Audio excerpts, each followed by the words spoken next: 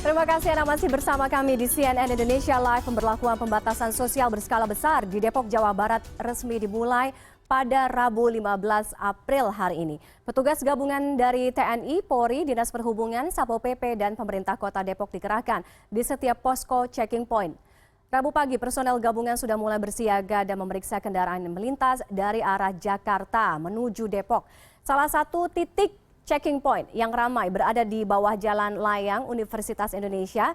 Kepala Satlantas Polres Metro Depok Sutomo mengatakan setiap posko terdiri atas 25 personel gabungan yang bekerja secara bergantian dari pukul 6 hingga 14. Kemudian shift berikutnya dimulai pukul 14 hingga 21 waktu Indonesia Barat.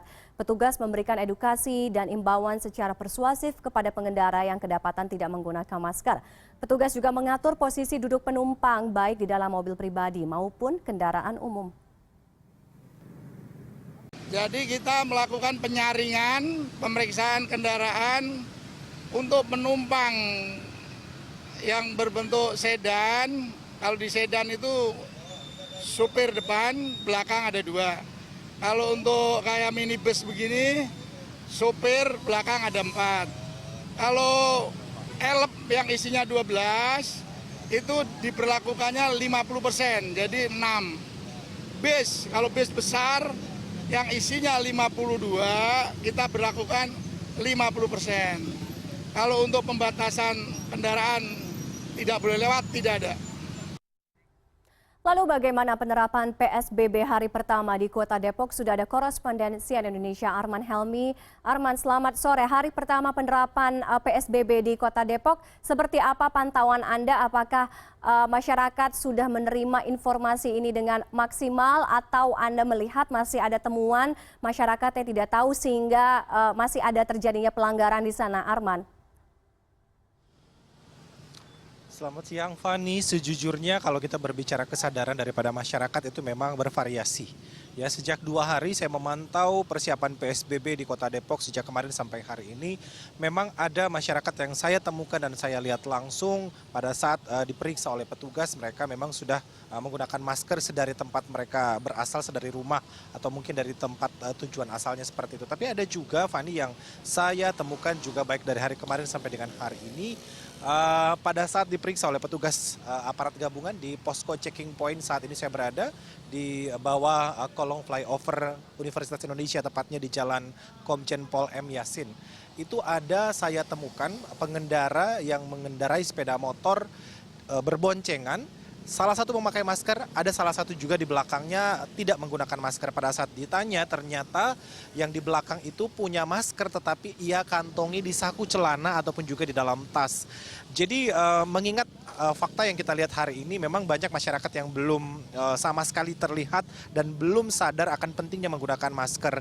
Jadi memang lagi-lagi ini merupakan satu tugas berat, tugas penting juga bagi aparat kepolisian, TNI, kemudian juga Dishub, petugas kesehatan, Dinas Kesehatan Kota Depok, dan juga Satpol PP di sini untuk memberikan himbauan-himbauan, untuk memberikan edukasi yang mungkin sifatnya persuasif dan tidak menggurui. Karena memang sejumlah temuan-temuan ini juga masih tetap berlaku pada hari ini, Fani, mengingat juga ini bukan merupakan sanksi tegas atau hukuman yang berat. Jadi belum ada sama sekali tindakan tegas bagi mereka yang ditemukan tidak menggunakan masker atau lupa membawa masker. Aparat petugas masih berbaik hati, Fani, untuk memberikan masker secara cuma-cuma, ataupun kalau misalnya pada satu saat masker tersebut habis, maka pengendara sepeda motor tersebut disuruh putar balik untuk mencari atau membeli masker di warung-warung terdekat seperti itu. Jadi memang untuk pemberlakuan PSBB di Kota Depok, Wali Kota Depok sendiri Muhammad Idris secara tegas kemarin sudah memberlakukan dan sudah menyatakan bahwa ia melarang warga Depok untuk beraktivitas di luar rumah jikalau memang tidak terlalu penting. Ya, sekolah-sekolah diliburkan, kantor-kantor diliburkan, hanya beberapa instansi tertentu yang diperbolehkan untuk tetap buka, kalaupun juga ada beberapa sepeda motor yang diperkenankan untuk berboncengan dua, itu merupakan mereka yang ada atau punya tujuan penting atau ada alasan tertentu ya. Tapi untuk ojek online ataupun ojek yang berbasis aplikasi sama sekali sudah dilarang untuk membawa penumpang dan hanya diperbolehkan untuk mengangkut barang atau mengantar makanan sesuai dengan yang tertuang dalam peraturan Wali Kota nomor 22 tahun 2020 tentang PSBB. Untuk mengantisipasi juga memutus mata rantai penularan COVID-19 ini, pemerintah Kota Depok juga mengoptimalkan pembentukan dan juga pelaksanaan kampung siaga, Fani. Jadi menarik sekali mungkin PSBB di Kota Depok ini.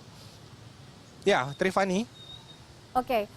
Arman, terkait dengan pemberlakuan atau penerapan PSBB di hari pertama ini di Kota Depok, kalau kita lihat mungkin tadi ada juga tayangan bahwa jalan-jalan di Depok yang biasanya setiap hari begitu padat dengan kendaraan pribadi maupun umum, hari ini kondisinya tampak lengang. Apakah hal yang sama juga terlihat berdasarkan pemantauan Anda di stasiun KRL, Arman?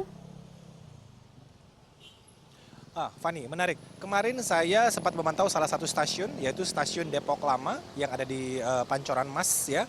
Di sana memang pagi harinya kemarin sempat terjadi banyak warga atau calon penumpang yang akan naik KRL seperti itu. Itu kalau tidak salah sekitar pukul 5.30 sampai dengan 6.30. Jadi hanya 1 jam saja warga datang, namun setelah itu sudah kembali sepi. Hari ini pun Fani saya pantau untuk stasiun KRL baik di Depok Baru, Depok Lama dan juga stasiun UI memang sudah tidak lagi terlihat adanya penumpukan kendaraan, penumpukan calon penumpang maksud kami, karena memang pimpinan atau kepala daerah di Bodebek, Bogor, Depok dan juga Bekasi telah mengusulkan kepada pihak Kereta Api Indonesia untuk melakukan juga pembatasan selama 14 hari, namun dari pihak pemerintah Kota Depok sendiri masih menunggu surat balasan dari PT Kereta Api Indonesia untuk membatasi jumlah penumpang ataupun juga jadwal beroperasi KRL. Jadi sejauh ini saya pantau hari ini Fani untuk stasiun KRL sendiri terpantau lengang, tidak banyak calon penumpang di sana dan benar-benar dijaga social distancing dan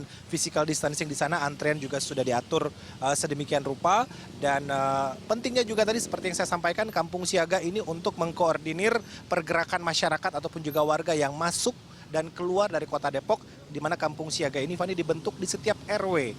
Diharapkan kampung siaga ini bisa saling berkoordinasi dan juga mendata ya, yang paling penting karena memang Depok ini sangat dekat dengan ibu kota, sangat dekat dengan Jakarta. Di sini juga banyak perkantoran dan juga banyak kampus-kampus sehingga memang mobilisasi warga juga cukup besar di Kota Depok ini, Fani. Oke, semoga warga di Kota Depok juga bisa berkoordinasi dan juga bekerja sama dengan baik untuk terus mentaati peraturan PSBB di Kota Depok ya, Arman. Salah satunya adalah wajib menggunakan masker saat berada di luar rumah. Terima kasih korespondensi Indonesia Arman Helmi melaporkan dari Depok, Jawa Barat.